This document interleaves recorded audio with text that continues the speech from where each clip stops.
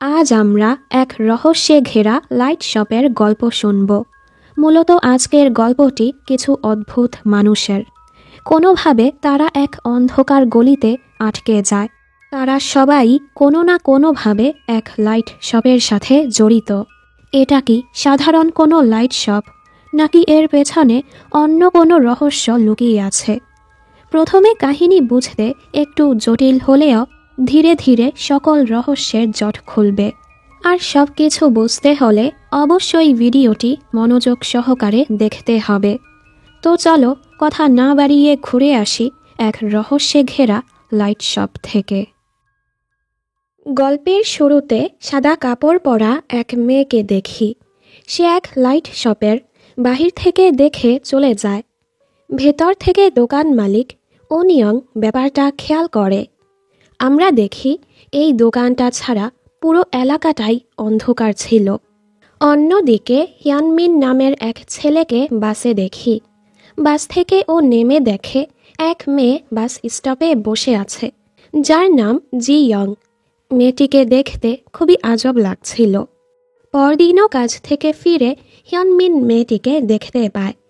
আজ মেয়েটির সাথে একটি সুটকেসও ছিল। হিয়ানমিন শুনতে পায় মেয়েটি হাতের তালু দিয়ে ট্যাপ ট্যাপ শব্দ করছে, যেটা খুবই অদ্ভুত। তৃতীয় দিন হিয়ানমিন ওর সাথে কথা বলে। এত রাতে এখানে কি করছেন? ও বলে, অপেক্ষা করছি। হিয়ানমিন বলে, এটাই শেষ বাস ছিল, মনে হচ্ছে আপনি কোথাও যাবেন। এ সময় এখানে ট্যাক্সি পাবেন না, আপনার উচিত কোনো ট্যাক্সি বুক করা। জিয়াং বলে, আমার ফোনটা হারিয়ে গেছে। হিয়ানমিন বলে, আপনি আমারটা ইউজ করতে পারেন। তবে অবাক করার বিষয় হলো ওর ফোনের গ্লাস ভাঙা ছিল। এটা কখন কিভাবে হলো সেটা ও নিজেও জানে না। হিয়ানমিন বলে, আপনার ফোন নাম্বারটা বলুন। জিয়াং ওর দিকেই তাকিয়েছিল। ও বলে, না না, আমি অন্য কারণে ফোন নাম্বার চাচ্ছি না, আপনার ফোনটা খোঁজার জন্যই চাচ্ছি। আচ্ছা, আপনি কল করে দেখুন। জিয়াং বলে, তুমি আমায় চেনো তাই না? ওর এই প্রশ্নে হিয়ানমিন অবাক হয়। আমাদের কি আগেও দেখা হয়েছে? ও আর কিছু না বলে চলে যায়। পরদিন হিয়ানমিন ফিরে দেখে বৃষ্টি দিয়ে মেয়েটি বসে আছে। ও বলে, আপনি ছাতাটা রাখতে পারেন, আমার বাসা কাছেই আছে। জিয়াং আজও জিজ্ঞেস করে, তুমি কি আমায় চেনো না? হিয়ানমিন বলে, হ্যাঁ, গতকালই তো আমাদের কথা হয়েছে। ও বলে, তুমি আমায় চেনো কারণ গতকাল আমায় দেখেছ, এর আগের দিনও, আগামীকালও কি আমাদের দেখা হবে? ওর এসব কথা হিয়ানমিনের খুবই আজব লাগে। জিয়াং বলে, দিনটা শেষ হতে চলেছে, আমার কাছে বেশি সময় নেই, আমার ঠান্ডা লাগছে, তোমার বাসা তো কাছে, আমি যাব তোমার সাথে। আর ওর সাথেই হাঁটতে শুরু করে। যদিও হিয়ানমিনের কাছে এসব অদ্ভুত লাগছিল, এরপরও ওকে বাসায় নিয়ে আসে। হিয়ানমিন সোমাং অ্যাপার্টমেন্টের ৮ নাম্বার ফ্লোরে থাকে। জিয়াং যখনই ওর ঘরে ঢোকে দরজাটা নিজে থেকেই আটকে যায়। এরপর ইউজিন ইউনিভার্সিটি হাসপাতাল দেখানো হয়। হাসপাতালের ৮ নাম্বার ফ্লোরে আইসিইউ। বাকি নার্সরা হেড নার্স মিস হিউকে আজ ওদের সাথে খাবার খেতে বলে। উনি সব সময় কাজ নিয়েই পড়ে থাকে। প্রথমে মিস হিউ রাজি হচ্ছিল না। ইয়ংজি নামের নার্স বলে, আমি সব কিছু সামলে নিব, আপনি যান। এজন্য উনিও রাজি হয়ে যায়। ইয়ংজি যখন একাই কাজ করছিল, এ সময় এখানে অচেনা এক লোক আসে। ইয়ংজি বলে, রাতের বেলা এখানে কারো আসার অনুমতি নেই। লোকটি জিজ্ঞেস করে, মর্গ কোথায়? ইয়ংজি কিছু বলার আগেই এখানে এক রোগীর অবস্থা খারাপ হয়ে যায়, যার ফলে সবাই সেই রোগীর কাছে চলে যায়। যতক্ষণে ও কাজ শেষ করে ডেস্কে ফিরে, লোকটি এখান থেকে চলে গেছে। এবার বিয়াংজিন নামের এক লোককে দেখি। ওনার প্রচণ্ড ঠান্ডা লাগছিল। এর উপর এক কুকুরের অনবরত চিল্লানোতে উনি ঘুমাতেই পারছিল না। ওনার তো অনেক রাগ হয়। দৃশ্য যায় লাইট শপে। আজব বিষয় হলো, অনিয়ং দোকানের ভেতরেও সবসময় সানগ্লাস পরে থাকে। যখনই কোনো কাস্টমার আসে, অনিয়ং তাকে জিজ্ঞেস করে এখানে আসার তার উদ্দেশ্যটা কি। এখানে ওই লোকটাও আসে, যে হাসপাতালের আইসিইউতে ঢুকে গিয়েছিল। লোকটি আশেপাশে দেখে চলে যায়। এবার ইলকোয়াং গার্লস হাই স্কুল দেখানো হয়। মাঠে একটা মেয়ে সবার থেকে আলাদা হয়ে এভাবে হাঁটছিল। ক্লাসে সবার সেলফ স্টাডির সময় চলছিল। ক্লাস থেকে হিয়নজু মাঠের মেয়েটিকে হাই বলে, তবে নিচের মেয়েটা কোনো রিয়াক্ট করে না। ক্লাসে ম্যাম হিয়নজুর 3 বান্ধবীর নাম ডাকলেও হিয়নজুর নামটা ডাকে না। এ সময় বিজলি হলে সবাই ভয় পেয়ে যায়। ওদের বান্ধবী বোবে ভূতের কাহিনী বলতে থাকে। শুনেছি স্কুলে একটা ভূত মেয়ে আছে। কেউ জানে না ও কোথায় থেকে এসেছে। খালি সিট পেলেই ও নাকি সেখানে বসে পড়ে। অনেকেই তাকে দেখেছে। আমাদের ক্লাসেও কিন্তু একটা খালি সিট আছে। এসবে ওরা ভয় পেয়ে যায়। বাড়ি ফেরার সময় বোবে বলে, এই অন্ধকার গলির ব্যাপারে জানো? অনেকেই নাকি দেখেছে রাতের বেলা এখানে ভূতরা ঘুরে বেড়ায়। ওরা 3 জন ভয় পেয়ে চলে যায়। হিয়নজুকে এই গলি থেকে ওর মায়ের জন্য কিছু নিতে হবে, তাই ও একাই গলি দিয়ে যেতে থাকে। ওদিকে বিয়াংজিন কুকুরটাকে খুঁজতে খুঁজতে লাইট শপে চলে এসেছে। ওনার খুবই ঠান্ডা লাগছিল। উনি এখানের একটি লাইট ধরতেই যাচ্ছিল। এর সাথেই ওনিয়ংয়ের সানগ্লাসটা কেমন যেন হয়ে যায়, আর ওনাকে সেটা ধরতে নিষেধ করে। বিয়াংজিনও চলে যায়। এ সময় হেয়ন নামের এক মহিলা আসে। ও লাল হিল পরেছিল আর পুরো ভেজা অবস্থায় ছিল। ও একটি লাইট ধরতে যাচ্ছিল। ওনিয়ং ওকেও কিছু ধরতে নিষেধ করে, আর সানগ্লাসটা ছুঁতেই ও চলে যায়। হিয়নজুর মনে হচ্ছিল কেউ ওর পেছনে আছে, কেউ তো ওর পিছু করছে। ও ভয় পেয়ে জলদি লাইট শপে চলে আসে। ওনিয়ং ওকে চেনে। আমরা বুঝতে পারি হিয়নজু প্রায় সময়ই এখান থেকে লাইট কিনতে আসে। ওনিয়ং ওকে বাটার ফ্লেভারের একটি ক্যান্ডি খেতে দেয়। হিয়নজু বলে, তুমি সব সময় ক্যান্ডির খোসা খুলে আমাকে কেন দাও? আমি কি বাচ্চা নাকি? ওনিয়ং বলে, তুমি আমার কাছে বাচ্চাই থাকবে। এই যে বাচ্চাদের নেকলেস পরে আছো। ও বলে, কারণ ছোটবেলায় আমার বাবা আমাকে এটা উপহার দিয়েছে। ওনিয়ং বলে, আমারও একটা মেয়ে ছিল। হিয়নজু বলে, আচ্ছা তোমার বয়স কত? ওনিয়ং বলে, অনেক। হিয়নজু বলে, তুমি এতগুলো কফি কেন খাও? ও বলে, কারণ দোকানটা সূর্যের আলো পর্যন্ত খোলা থাকে। হিয়নজু বলে, ভালোই হয়েছে, তুমি আছো দেখেই এই অন্ধকার গলিতে আমি একটু সাহস পাই। সবাই বলে এখানে ভূত আছে। আমিও আজ কিছু দেখেছি। ক্লিয়ারলি দেখিনি, তবে কিছু একটা অন্ধকারে ছিল। ওনিয়ং অবাক হয়ে বলে, আমার মনে হয় তুমি ওসব দেখতে পাও যেটা সাধারণ মানুষ দেখতে পায় না। কিছু মানুষের কাছে সৃষ্টিকর্তার স্পেশাল পাওয়ার থাকে, যারা স্ট্রেঞ্জারদের দেখতে পায়। তোমার মতো আমিও তাদের দেখতে পাই। স্ট্রেঞ্জাররা দেখতে সাধারণ মানুষের মতোই, কিন্তু ধ্যান দিয়ে দেখলে তাদের মাঝের পার্থক্যটা বোঝা যায়। এই দোকানেও এমন অনেকেই আসে। হিয়নজু বলে, এমন কাউকে দেখলে আমি কি করব? ওনিয়ং বলে, প্রথমত তাদের দিকে তাকাবে না।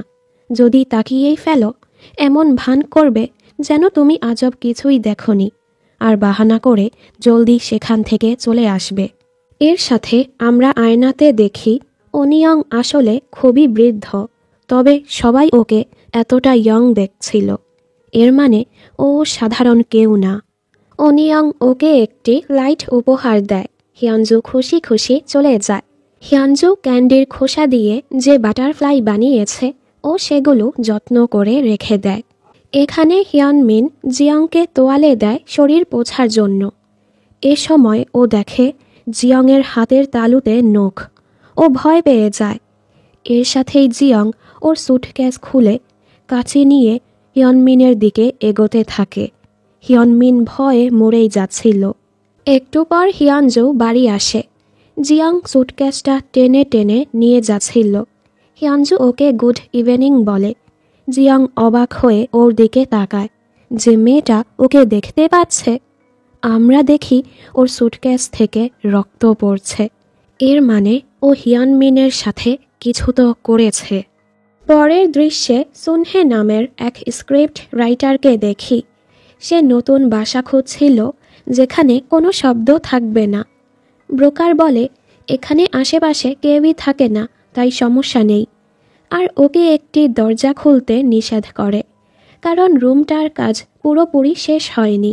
ঘরের ভাড়াও কম ছিল, এজন্য সুনহে ঘরটা নিয়ে নেয় আর ওই দরজায় পর্দা লাগিয়ে দেয় যেন সেখানে ওর নজর না যায়। এরপর জিউং নামের ছেলেটিকে দেখি। অন্ধকার গলি দিয়ে যেতে ওরও ভয় হচ্ছিল, মনে হচ্ছিল কেউ ওর পেছনে, তাইও ভয়ে জোরে জোরে গান গাইতে গাইতে যেতে থাকে। এ সময় সুনহে স্ক্রিপ্ট লিখছিল আর জিউংয়ের গানের শব্দে ও খুবই বিরক্ত হয়। জিউং এখানে লাইট শপের কাছে পৌঁছায়, তবে ভেতরে না গিয়েই চলে যায়। সুনহে যখন কাজ করতে করতে ঘুমিয়ে পড়ে, তখনই পেছন থেকে কোনো এক ছায়া উঠে লাইটটা অফ করে দেয়। দরজার বাহিরেও সেই ছায়াটাকে আমরা দেখতে পাই।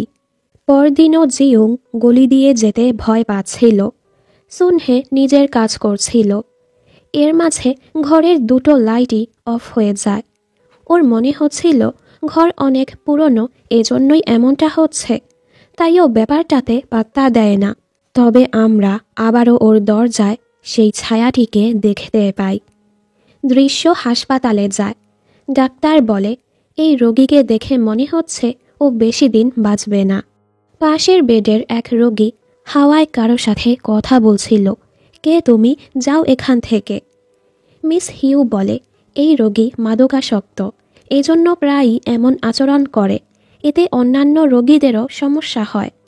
ডাক্তার বাইরে এসে রোগীর পরিবারকে জানায় ওনার বাঁচার চান্স খুবই কম। আমাদের সাধ্যমতো আমরা সব করেছি, এখন ওনার ইচ্ছে শক্তির উপরই সব নির্ভর। উনি বাঁচতে চাচ্ছেন নাকি চাচ্ছেন না। মহিলাটি কাঁদতে থাকে। রোগীর বেঁচে থাকা যদি রোগীর ইচ্ছে শক্তির উপরই নির্ভর থাকে, তাহলে ডাক্তারদের কাজ কি? ওনাদের কথায় আমরা জানতে পারি সম্প্রতি এই এলাকায় এক বাস অ্যাক্সিডেন্ট হয়েছে, যেখানের অনেকেই আইসিইউতে ভর্তি। রোগীর পরিবারের কথা ভেবে ইয়ংজি মন খারাপ করে ওয়াশরুমে বসেছিল। তখনই এক মহিলা এসে চিল্লাতে থাকে, যেখানে রোগী তার হুঁশেই নেই, সে কিভাবে ইচ্ছে শক্তি দেখাবে? ইয়ংজি বলে আমি নিজেও সেটা জানি না। একবার আমারও বাজেভাবে অ্যাক্সিডেন্ট হয়েছিল। আমি মাথায় প্রচণ্ড আঘাত পেয়ে কোমায় ছিলাম। তখন ডাক্তারও আমার মাকে একই কথা বলেছে। তবে আমার মা হাল না ছেড়ে প্রতিনিয়ত আমার জন্য দোয়া করে যেত। এর কিছু সময় পরই আমি হুঁশে চলে এসেছি। তো আমার মনে হয় না শুধু আমার একার ইচ্ছা শক্তিতে আমি হুঁশে এসেছি। আপনি ধৈর্য ধরুন। এ সময় ওই মহিলা রেগে দরজার উপর থেকে চিল্লাতে থাকে, আমি কিছুই জানি না, তোমাকে যেভাবেই হোক ওকে বাঁচাতে হবে। এটা হেয়ন ছিল। একটু পরই সব কিছু স্বাভাবিক হয়ে যায়। ইয়ংজি বের হয়ে দেখে এখানে তো কিছুই নেই। ওদিকে সুনহে গোসল করে চুল শুকাচ্ছিল। ওর মনে হচ্ছিল কেউ ওকে দেখছে। বাহিরে দিয়ে জিউং যাচ্ছিল। এ সময় ও হিয়নজুকে দেখতে পায়, যে কিনা লাইট শপে যাচ্ছিল। জিউং দেখে হিয়নজু ভয় পেয়ে পালায়। আসলে এটা একদম শুরুর দৃশ্যটাই ছিল, যখন হিয়নজু মনে করেছিল কেউ ওর পিছু করছে। আসলে সেটা জিউং ছিল। এর মানে প্রতিটা চরিত্রের দৃষ্টিকোণ থেকে কাহিনী আলাদা আলাদা করে দেখানো হচ্ছে। সুনহে যখন কাজ করছিল, হঠাৎ পুরো ঘরের লাইট চলে যায়। আজব বিষয় হলো শুধু ওই রুমের লাইট জ্বলছিল, যেখানে ব্রোকার ওকে যেতে নিষেধ করেছে। সুনহে সাহস করে দরজাটা খোলে, তবে সেখানে একটি লাইট ছাড়া আর কিছুই ছিল না। এ সময় জিউং এখান দিয়ে যাচ্ছিল। হঠাৎ লাইট বন্ধ হলে ও ভয় পেয়ে যায়। সুনহে লাইটটা অফ করেছে। ও রেগে বলে, তুমি ওই ছেলেটা যে প্রতিদিন এত জোরে জোরে গান গাও। কিন্তু কেন যেন জিউং ওর দিকে তাকিয়ে ভয় পেয়ে পালিয়ে যায়। আমরা দেখি সুনহে লাইটটা অফ করার পরও সেটা একটু একটু জ্বলছিল। অন্যদিকে ক্লাস শেষে ওদের বান্ধবী উতেমা ঘুমাচ্ছিল। ওরা দুজন উতেমাকে না নিয়েই চলে যায়। হিয়নজু ওকে বলে, উঠো, সবাই চলে গেছে। উতেমা বলে, আরেকটু, তুমি অনেক সুন্দর। এই বলে ও আবারও ঘুমিয়ে পড়ে। এজন্য হিয়নজুও চলে যায়। হিয়নজু যাওয়ার সময় আজ এখানে হিয়নকে দেখতে পায়। বৃষ্টি হচ্ছিল, এ কারণে হিয়নজু ওর সাথে ছাতাটা শেয়ার করে। হিয়ন বলে, তুমি কোথায় যাচ্ছ? হিয়নজু বলে, লাইট শপে। হিয়ন বলে, কেন সেখানে যাচ্ছ? ও বলে, আমার মায়ের এক কাজে। হিয়ন জিজ্ঞেস করে, কোথায় থাকো তুমি? ও বলে, সোমাং অ্যাপার্টমেন্টে। হাঁটতে হাঁটতে হঠাৎ হিয়নজু খেয়াল করে মহিলাটি অদ্ভুতভাবে অনেক বড় হয়ে যাচ্ছে।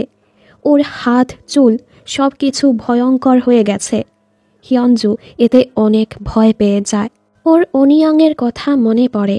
আজব কিছু দেখলে এমন ভান ধরতে যেন সব কিছুই স্বাভাবিক, আর বাহানা করে জলদি চলে আসতে।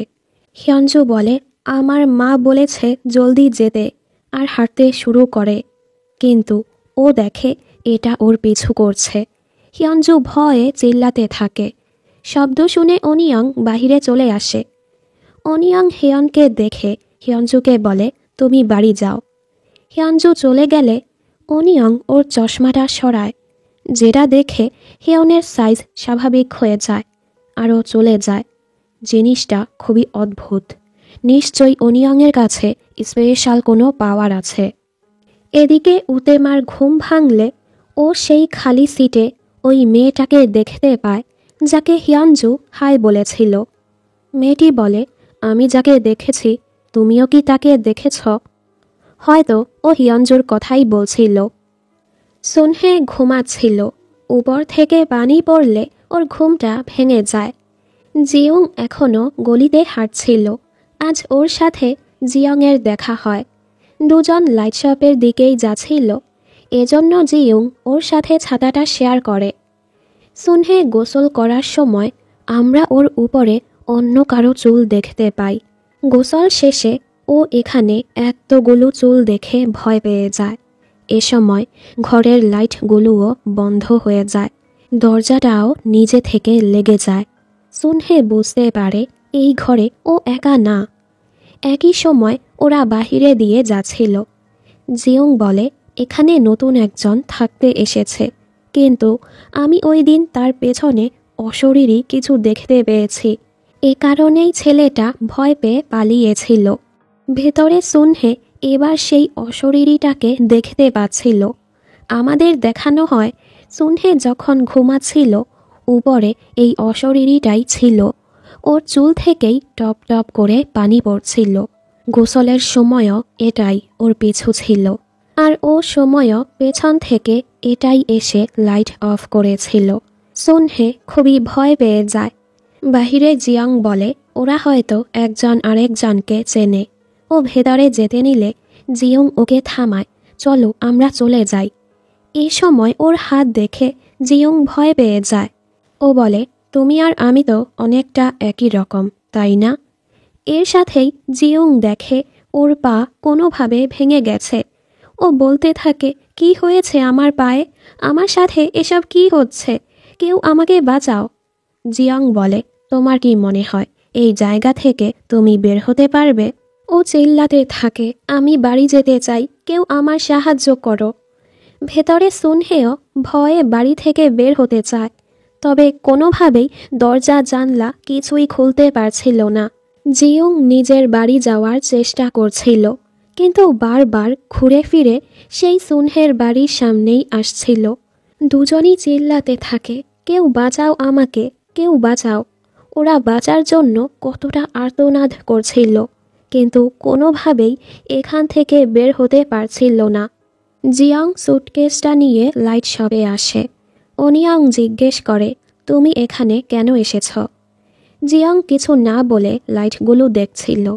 আমরা দেখি ওর সুটকেস থেকে রক্ত পড়ছে। তখনই এখানে সংশিক এসে বলে, আমি কি আপনাকে কিছু জিজ্ঞেস করতে পারি?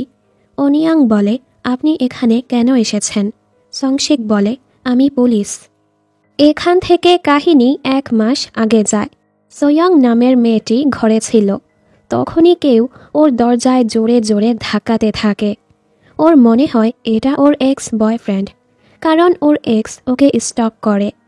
পায়ের শব্দ শুনে সোয়াং মনে করে ওর এক্স চলে গেছে। দরজাটা খুলে ও দেখছিল। এ সময় ওর রুমে আগুনের ফুলকা উড়ছিল। মনে হচ্ছিল কোথাও আগুন লেগেছে। হঠাৎ সামনে থেকে ঝলকানো চোখের কেউ ওর কাছে চলে আসে, আর একটু পরই মেয়েটা উপর থেকে পড়ে যায়। উপরে আমরা ঝলকানো চোখের লোকটাকেও দেখতে পাই। নিচে একটা স্কুটার দাঁড় করা ছিল। ওদিকে সোয়াংয়ের এক্স মিসু পালাচ্ছিল। মনে হচ্ছিল ও সোয়াংকে মারেনি, কিন্তু সবাই ওকেই সন্দেহ করছে। ও যে বাসে উঠে সেখানে ডিটেকটিভ সংশিক চলে আসে। মিসু ভয়ে সিটে লুকিয়ে থাকে। সংশিক বলে, সবাই বলছে সোয়াংয়ের ঘরে আগুন লেগে ও মারা গেছে, তবে আমার মনে হচ্ছে কেউ ইচ্ছে করে সেটা লাগিয়েছে। ও মিসুর কাছে এসে বলে, তুমি সোয়াংকে মেরেছ, তাই না? এ সময় মিসু পেছনে সোয়াংকে দেখে ভয় পেয়ে যায়। ও তো মারা গেছে, তাহলে এখানে কিভাবে আসলো? সংশিক মিসুকে অ্যারেস্ট করে ওর কলিগদের হাতে তুলে দেয়। ও স্মোক করতে গেলে ওর লাইটারটা জ্বলে না। অন্যদিকে এক বৃদ্ধ ঘরে টিভি দেখছিল। বাহির থেকে কেউ ওনাকে দেখছিল। দরজায় নক করলে বৃদ্ধ জিজ্ঞেস করে, আপনি কে? পরদিন সংশিক পুলিশ স্টেশনে ছিল। এখানে ওই মেয়েটির ছবি ছিল যাকে আমরা স্কুলে দেখেছিলাম। আসলে মেয়েটির খুনিকে অ্যারেস্ট করা হয়েছে, তবে মেয়েটির লাশ এখনও পাওয়া যায়নি। এজন্য সংশিকের কাছে কেসটা এখনও আনসলভড। কোনো কেস নিয়ে ওর একটু সন্দেহ থাকলেও সেটাকে ও আনসলভড কেস ধরে। সংশিক ওর লাইটারে গ্যাস ঢোকায়, এরপরও সেটা জ্বলে না। ওর কলিগ গিউল বলে, মিনসুকে ছেড়ে দেয়া হয়েছে, কারণ দুর্ঘটনার সময় মিনসু অন্য শহরে ছিল, আর সোয়াংয়ের সাথে ওটা অ্যাক্সিডেন্ট ছিল। ঘরে আগুন লাগার কারণেই ও হয়তো পড়ে গেছে। তবে সংশিকের মনে হচ্ছিল কেউ মেয়েটিকে মেরেছে। পরের দৃশ্যে ও আরেকটি ক্রাইম সিনে যায়। সংশিক এই পুলিশকে বলে, তোমার নাকের তিলটা তো নেই? ও বলে, হ্যাঁ, সেটা তুলে ফেলেছি। ও অবাক হয়, মাত্র 2 মিনিটের জন্যই ওর সাথে সংশিকের দেখা হয়েছিল, আর সংশিক এটাও খেয়াল করেছে। এতে আমরা বুঝতে পারি সংশিকের চোখ কতটা তীক্ষ্ণ। ও অনেক ছোটোখাটো জিনিসও খেয়াল করে। যাই হোক, আসলে ওই বৃদ্ধ লোকটা হার্ট অ্যাটাকে মারা গেছে। অবাক করার বিষয়, ওনার মুখে হাসি ছিল। গিউল বলে, লোকটির স্ত্রী অনেক বছর আগেই মারা গিয়েছে। বাচ্চারা, নাতিপুতিরা সবাই বিদেশে থাকে, উনি একাই থাকত। মারা যাওয়ার আগে উনি তার ছেলে আর নাতিদের সাথে কথা বলেছে। সবার কাছে এটা সাধারণ মৃত্যু লাগলেও সংশিকের কাছে এটা খুন লাগছিল, কারণ ও খেয়াল করেছে লোকটি সাধারণত তার ডান হাত ব্যবহার করে, তবে রিমোটটা বাঁ সাইডে রাখা ছিল। বৃদ্ধ সবসময় একটি শোই দেখত। এই প্রথম অন্য এক শো অন করা হয়েছে। সংশিক বলে, আমি শিওর এই বৃদ্ধ রিমোট ইউজ করতে জানত না। নিশ্চয়ই এখানে অন্য কেউ এসেছিল। যাওয়ার সময় ও ফ্লোরে চিপচিপা কিছুও খেয়াল করে। বাড়ি আসলে ও ওর ওয়াইফকে খুবই মিস করছিল। ওর ওয়াইফ যখন প্রেগন্যান্ট ছিল, দুজন খুবই খুশি ছিল। একসাথে বাচ্চার নামও ডিসাইড করেছিল। বর্তমানে ও একাই ছিল, হয়তো ওর ওয়াইফ মারা গিয়েছে। পরদিন সকালে ও জাজাংমিয়ন খাচ্ছিল। ওর হাতে সস লাগলে ওর মনে পড়ে বৃদ্ধর মুখেও কিছু লেগেছিল। হয়তো মারা যাওয়ার আগে উনি কিছু খেয়েছিল, কিন্তু কিভাবে? লোকটা তো ঠিকমতো হাঁটতেও পারত না। নিশ্চয়ই খাবারটা বাহির থেকেই এসেছে। ও জলদি অফিসে আসে। গিউল বলে, বৃদ্ধের কেসটা বন্ধ করে দেয়া হয়েছে। সবাই এটাকে সাধারণ মৃত্যুই ধরছে, আর বৃদ্ধের সন্তানরা তার অটোপসি করতেও নিষেধ করেছে। লাশ কেটে তাকে অসম্মান করতে চাচ্ছে না। তবে সংশিক তো এই কেসের রহস্য বের করেই ছাড়বে। এজন্য ও আশেপাশের সকল চাইনিজ রেস্টুরেন্ট খুঁজে সেখান থেকে তথ্য বের করার চেষ্টা করে। ঘটনার দিন বৃষ্টি হচ্ছিল দেখে ওই দিন কেউই ডেলিভারি করেনি। ও তেমন তথ্য পায় না। এভাবেই অনেক রাত হয়ে যায়। ও এক রেস্টুরেন্টে পৌঁছায়, যেটা বৃদ্ধের বাড়ি থেকে অনেক দূরে ছিল। আর এখানে জাজাংমিয়নও বিক্রি করা হয়। বাহিরে স্কুটার রাখা ছিল, সেটাতে মাটি লেগেছিল।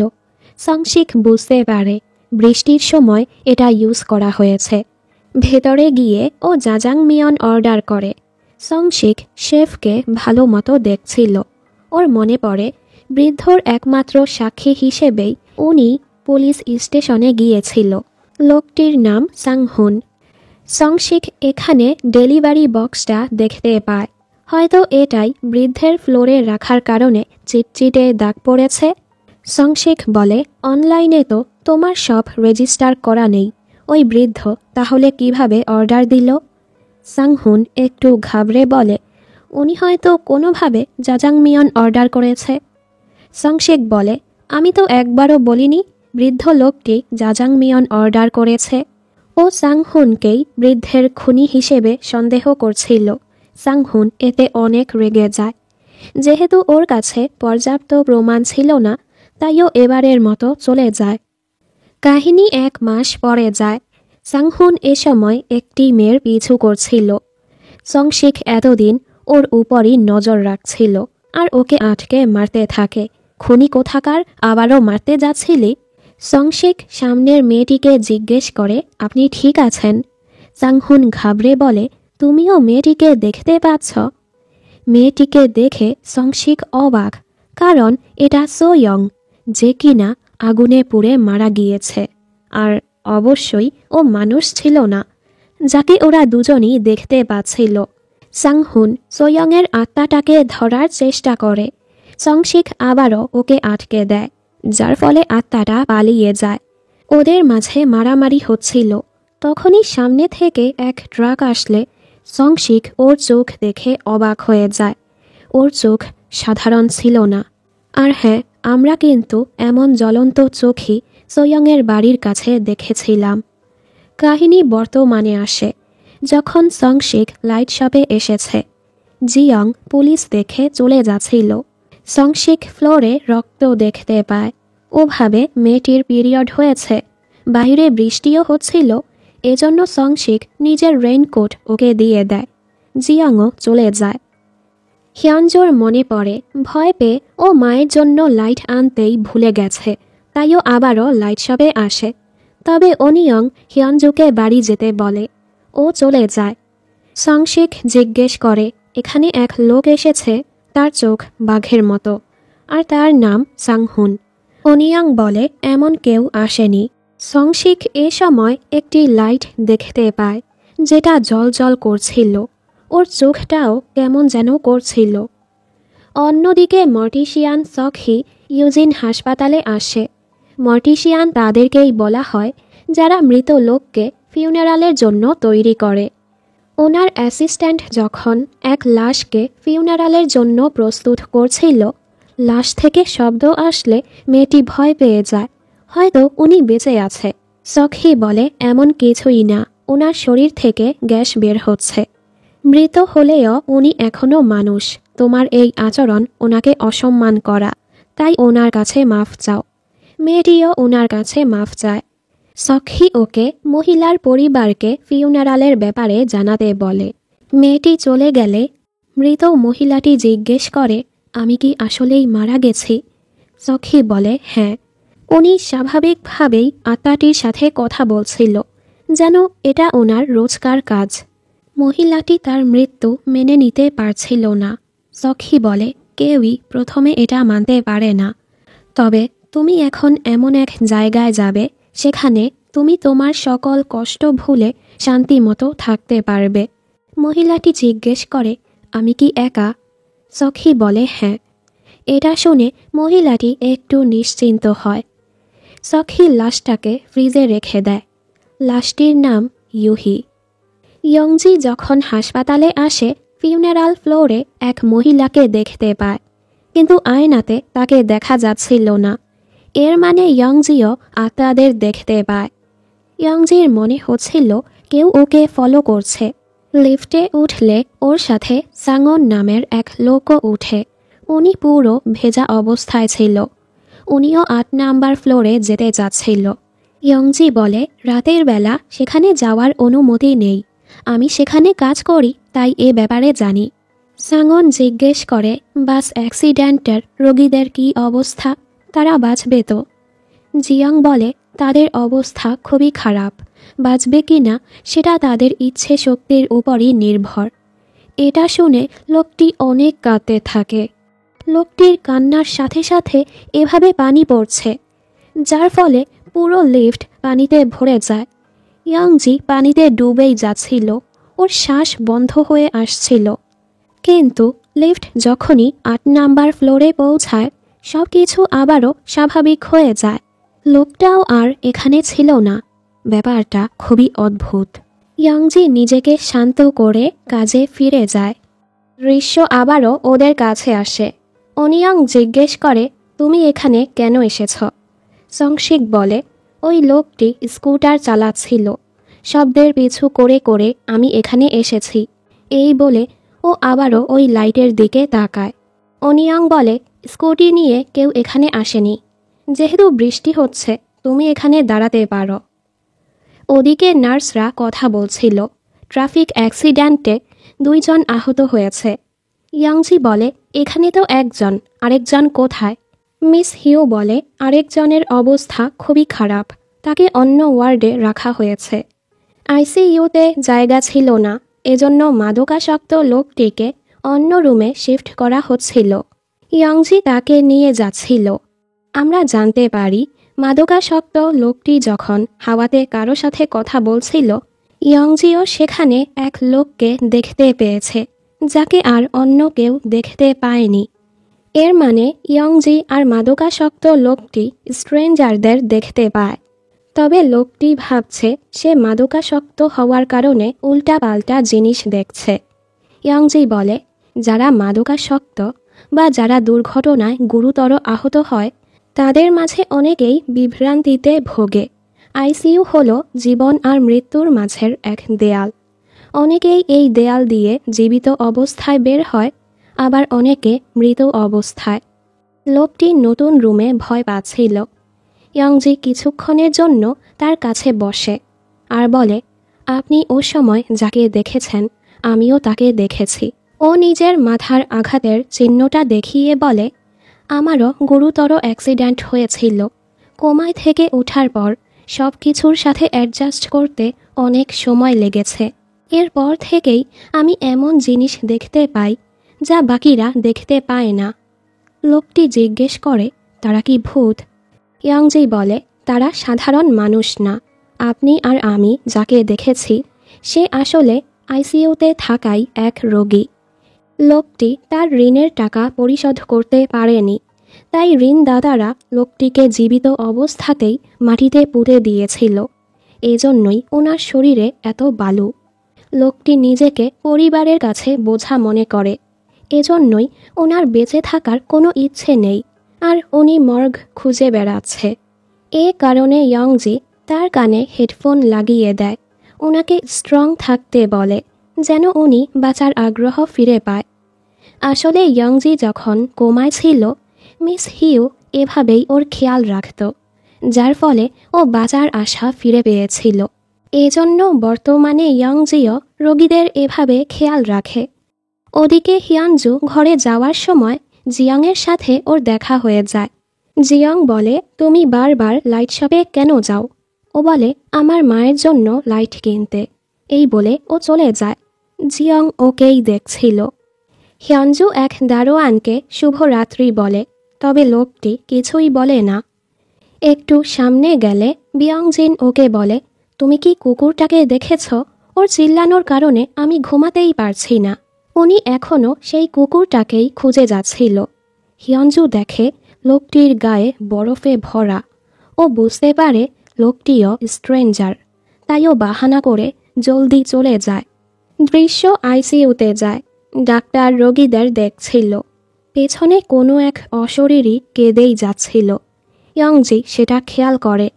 ডাক্তার এক রোগীকে দেখে বলে অবাক ব্যাপার, লোকটির অবস্থা খুবই খারাপ, এরপরও কোনোভাবে বেঁচে আছে। ইয়ংজি বলে হতে পারে শুধু তার ইচ্ছে শক্তি তাকে বাঁচিয়ে রাখছে না, এমন কিছু হয়তো তার সাথে আছে যেটা আমরা দেখতে পাচ্ছি না। এর সাথে আমাদেরকে ও সকল লোকদেরকে দেখানো হয় হিয়ন মিন আর জিয়ংকে একসাথে, লাইট শপে থাকা সংশিককে, বরফে ঢাকা বিয়ংজিনকে, মর্গের সামনে দাঁড়ানো ওই লোকটিকে, ঘরে আটকে পড়া সুনহেকে, জিয়ং যে এখনও গলি থেকে বের হওয়ার আর্তনাদ করেই যাচ্ছিল। ওরা সবাই কিন্তু অন্ধকার গলিতে ছিল। তারা সবাই কোনো না কোনোভাবে লাইট শপের সামনে এসেছিল। এবার আমাদেরকে গল্পের সবচেয়ে বড় এক টুইস্ট দেখানো হয়। আসলে এরা সবাই হাসপাতালের আইসিইউতে কোমায় আছে। এর মানে ওরা এখন জীবন মৃত্যুর সাথে লড়ছিল। জীবন আর মৃত্যুর মাঝের দেয়ালে তারা আটকে আছে। সেখানেই এই লাইট শপের অবস্থান। কিন্তু ওরা এখনও জানে না ওরা কোমায় আছে। তারা নিজেদের প্রতিদিনের কাজই করে যাচ্ছিল। মানে আমরা যাদেরকে জীবিত ভাবছিলাম, যাদের পিছু আত্মা পড়ে আছে ভেবেছিলাম, তারাই আসলে আত্মা বের হলো। আইসিইউতে এখনও অনেকেই মিসিং। তাদের ব্যাপারে সামনেই জানতে পারব। দৃশ্য হিয়নজুর কাছে যায়। ও ভয় পেয়ে বাসায় যায়। মাকে বলে, আজ রাস্তায় অনেক ভয়ঙ্কর মানুষকে দেখেছি। মা কোনো কথাই বলছিল না। হিয়নজু ভাবে লাইট আনেনি, এজন্য মা রাগ করেছে। ও বলে, রাগ করো না, আগামীকাল নিয়ে আসব। আজ তোমার শরীর থেকে সুন্দর ফুলের স্মেল আসছে। আমাদের দেখানো হয় সখী যে লাশটাকে ফিউনারালের জন্য তৈরি করছিল, সে আর কেউ না, হিয়নজুর মা ইউহি। এর মানে ওর মা মারা গিয়েছে, যেটা ও জানেই না। বাহির থেকে জিয়ং ওদের দেখছিল আর বলে, ওরা কি একজন আরেকজনকে চেনে? ওরা কি আগে একসাথে ছিল? এর মানে জিয়ং জানে ও মারা গিয়েছে আর না হয় কোমায় আছে। ইয়ংজি আমাদের বলে, যারা কোমা থেকে জীবিত ফিরে এসেছে তারা অনেকেই বলেছে তারা হুঁশে আসার আগে অনেক উজ্জ্বল এক আলো দেখেছে, কিন্তু এর আগে অন্ধকার এক গলিও দেখেছে। সেখানে তাদের প্রিয়জনের সাথে দেখাও হয়েছে। এবার আমাদের দেখানো হবে আইসিইউতে থাকা রোগীরা কিভাবে সেখানে পৌঁছালো। প্রথমে হিয়ন মিনকে দেখি। কাজ শেষে ও ট্রেনে করে বাড়ি ফিরছিল। আজ ওর গার্লফ্রেন্ডের জন্মদিন ছিল। এজন্য ও ফুল কিনেছে, উপহার কিনেছে, সাথে একটি আংটিও নিয়েছে। আজ ওর গার্লফ্রেন্ডকে বিয়ের জন্য প্রপোজ করবে। হিয়ন মিন ওর গার্লফ্রেন্ডকে মেসেজ করে, আমি আসছি। ওর গার্লফ্রেন্ড আর কেউ না, জিয়ং ছিল। জিয়ংয়ের মনটা খুবই খারাপ ছিল। আসলে ও কানে শোনে না, কথাও বলতে পারে না। এ কারণে হিয়ন মিনের মা ওকে একদমই পছন্দ করে না আর ওকে বলেছে হিয়ন মিনের জীবন থেকে চলে যেতে। ও নাকি হিয়ন মিনের জীবনটা ধ্বংস করে দিচ্ছে। এজন্য জিয়ংও হিয়ন মিনকে ছেড়ে চলে যাওয়ার জন্য জামা কাপড় গোছাচ্ছিল। ও ভাবে যাওয়ার আগে শেষবার হিয়ন মিনকে দেখে যাবে, যে ব্যাপারটা হিয়ন মিন কিছুই জানে না। অন্যদিকে সুনহে আর হেয়ন নতুন বাসা দেখতে এসেছে। ব্রোকার ভাবে হেয়ন হয়তো সুনহের মা। ব্যাপারটাতে সুনহের খুবই খারাপ লাগে। আসলে এরা দুজন লাভার, মানে লেসবিয়ান। সুনহে চায় ওরা খোলাখুলি ওদের সম্পর্কটা চালাবে, তবে হেয়ন ব্যাপারটা সিক্রেট রাখতে চাচ্ছিল। এজন্য সুনহে ওর উপর রেগে যায়। হেয়ন ওকে নিয়ে চিন্তা করছিল, আমার তো বয়স হয়েছে, তোমার বয়স কম, তুমি কাজে যাবে, সেখানে লোকজন তোমাকে কথা শোনাবে। তবে সুনহের এসবে কিছুই আসে যায় না। ওদিকে হিয়নজুর স্কুল শেষে মা ওকে নিতে আসে। দেখে বোঝা যাচ্ছিল মা আর মেয়ে দুজন দুজনকে অনেক ভালোবাসে। ওদের বাড়ি থেকে স্কুলটা দূরে, এজন্য বাবা মা ওর স্কুলের কাছে নতুন বাসা নিয়েছে। কিছুদিন পরই সেখানে উঠবে। হিয়নজু বলে, দূরে থাকতেই ভালো ছিল, এই যে তুমি আমাকে নিতে আসো। মা বলে, এখানে আসলেও আমি প্রতিদিন তোমাকে নিতে আসব। ওদিকে জিয়ংও স্কুল শেষে বাড়ি ফিরছিল। ও বাস্কেটবল খেলায় খুবই দক্ষ। ও আজ নতুন জুতো পরেছে, তাই সাবধানে হাঁটছিল যেন জুতোটা ময়লা না হয়। এই নিয়ে বন্ধুরা ওর মজা নিচ্ছিল। এবার সঙ্গন নামের লোকটিকে দেখি। সে আসলে বাস ড্রাইভার। ওনার মনে হচ্ছিল বাসের টায়ারে আর ব্রেকে সমস্যা হয়েছে। উনি বসকে বলে যাত্রীরা শেষ বাসের জন্য অপেক্ষা করছে, আমি কি অন্য বাস নিতে পারি? বস রাজি হয় না। উনি বলে তাহলে কি বাসটা গ্যারেজে নিব? বস বলে এখন কোম্পানির গ্যারেজ বন্ধ হয়ে গেছে, বাহিরের গ্যারেজে দেখালে তার পুরো খরচ আপনাকেই দিতে হবে। বাস ড্রাইভার কত টাকাই কামায়, এজন্য উনি এমনিতেই বাসটা ছাড়ে। প্রথমে এক মহিলা তার নাতিকে বাসে উঠিয়ে দেয়। হিয়ানমিন ট্রেন থেকে বের হয়ে দেখে ও তো জিয়ংয়ের জন্য কেনা ফুল আর উপহার ট্রেনেই ফেলে এসেছে। আংটিটা পকেটেই ছিল। আবারও সেগুলো আনতে গেলে শেষ বাসটাও মিস করবে, তাই ও আর সেগুলো আনতে যায় না। বাস স্ট্যান্ডে এসে দাঁড়ায় আর জিয়ংকে মেসেজ করে, বৃষ্টির কারণে যেতে দেরি হবে, তুমি আবার বাস স্ট্যান্ডে আমার অপেক্ষা করো না, আমি তোমাকে অনেক মিস করছি, লাভ ইউ। ওর মেসেজ দেখে জিয়ং কাঁদছিল। জিয়ংয়ের একটা এমব্রয়ডারির দোকান ছিল। ও হিয়নমিনের সাথে দেখা করতে বাস স্ট্যান্ডে যেতে থাকে। হিয়নমিনও বাসে উঠে পড়ে। জিয়ংয়ের সামনে বাসটা আসলে ওর জুতোগুলো ময়লা হয়ে যায়, যেটা এতক্ষণ ও সামলে রেখেছে। যাই হোক, জিয়ংও বাসে উঠে পড়ে। ড্রাইভার খেয়াল করে বাসে সমস্যা দেখা দিচ্ছে। উনি ভাবে জলদি আমাকে গ্যারেজে যেতে হবে। সুনহে আর হেয়নের এখনও ঝগড়া হচ্ছিল। সুনহে বলে, আমি আর কখনো তোমাকে দেখতে চাই না, আমার সামনে থেকে তুমি দূর হও।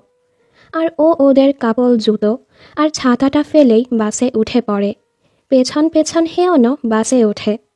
সামনের স্টপ থেকে হিয়নজু আর ওর মা বাসে উঠতে যাচ্ছিল।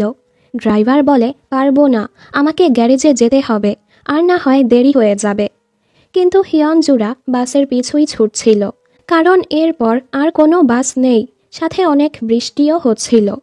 এজন্য ড্রাইভারও বাসটা থামায় আর ওরাও উঠে পড়ে। এখন বাসে ছিল হিয়নজু আর ওর মা, সুনহে আর হেয়ন, হিয়নমিন, জিয়ং আর ওই বাচ্চাটা। ড্রাইভার সাবধানে বাস চালাচ্ছিল। যাত্রীদের নামিয়েই উনি বাসটা গ্যারেজে নিয়ে যাবে। বাসটা ব্রিজের উপরে ওঠে। হঠাৎ বাসের এক চাক্কা খুলে যায়। বৃষ্টির কারণে রাস্তা খুবই পিচ্ছিল ছিল। ড্রাইভার কোনোভাবেই বাসটা সামলাতে পারে না। সবাই প্রচণ্ড ভয় পেয়ে যায়। পেছন থেকে এক ট্রাক বাসের সাথে ধাক্কা খায়, যার ফলে বাসটা পিচ্ছিল খেয়ে ব্রিজের রেলিংয়ের সাথে ধাক্কা খায়। ভেতরে হিয়নজুর মা হিয়নজুকে বাঁচাতে জড়িয়েছিল। হেয়নও সুনহেকে জড়িয়েছিল। হিয়নমিনের ফোনে জিয়ংয়ের মেসেজ আসে, আমিও তোমাকে অনেক মিস করছি। তবে হিয়নমিন সেই মেসেজটা দেখতে পায় না। এর সাথে বাসটা রেলিং ভেঙে পানিতে পড়ে যায়। অন্য পাশের রাস্তা থেকে জিয়ং এই ঘটনা দেখতে পায়। ও ঘাবড়ে জলদি হিয়নমিনকে কল করে। হিয়নমিন কলটা ধরে না। এতে ও বুঝতে পারে হিয়নমিন ওই বাসে আছে। ও জলদি 119-এ কল করে, কিন্তু বেচারি তো কথাও বলতে পারে না। হতাশায় আর ভয়ে কাঁদতে কাঁদতে ও দৌড়াতে থাকে।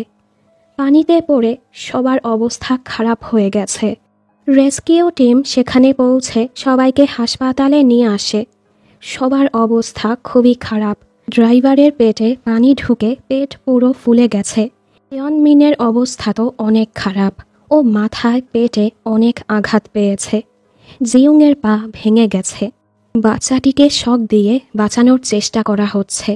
হেয়ন এখনও সুনহেকে জড়িয়েছিল।